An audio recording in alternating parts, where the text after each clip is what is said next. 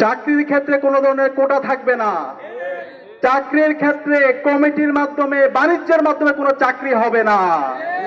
চাকরি ক্ষেত্রে মামা খালু চাচাদের পরিচয় দিয়ে স্বজন প্রীতির মাধ্যমে কোনো ধরনের নিয়োগ হবে না। কিন্তু আজকে খুবই দুর্ভাগ্যের বিষয়, আজকে জুলাই বিপ্লবের 2 বছর পরে নির্বাচিত সরকার আসার পর আমরা আশা করেছিলাম বিপ্লবের সে আকাঙ্ক্ষাকে তারা ধারণ করবে, কিন্তু আজকে আমরা হতাশ হয়েছি। আজকে নির্বাচিত হওয়ার 6 মাস পরে আমরা দেখতে পাচ্ছি পুরো ছাত্র সমাজের পেটে লাথি দেওয়ার জন্য বর্তমান সরকার বন্দোবস্ত করেছে।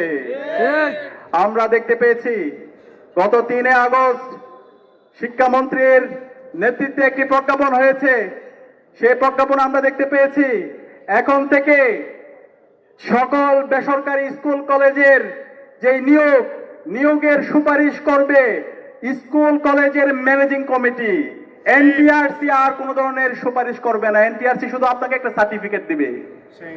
এর মাধ্যম হলো প্রত্যেকটা স্কুল কলেজের ম্যানেজিং কমিটি যারা দায়িত্বে আছে, কারা দায়িত্বে আছে? যারা ইতিপূর্বে টেম্পো স্ট্যান্ডে চাঁদাবাজি করেছে, দখলবাজি করেছে, সেই ছাত্র দল, যুব দল, বিএনপির বিভিন্ন পর্যায়ে নেতৃবৃন্দরা তারা আপনার থেকে টাকা নিবে, লক্ষ লক্ষ টাকা নিয়ে মামা চাচা খালো বিভিন্ন পরিচয়ে ওই স্কুল কলেজগুলোতে নিয়োগ দিবে। এনটিআরসি আর কোন ধরনের সুপারিশ করতে পারবে না।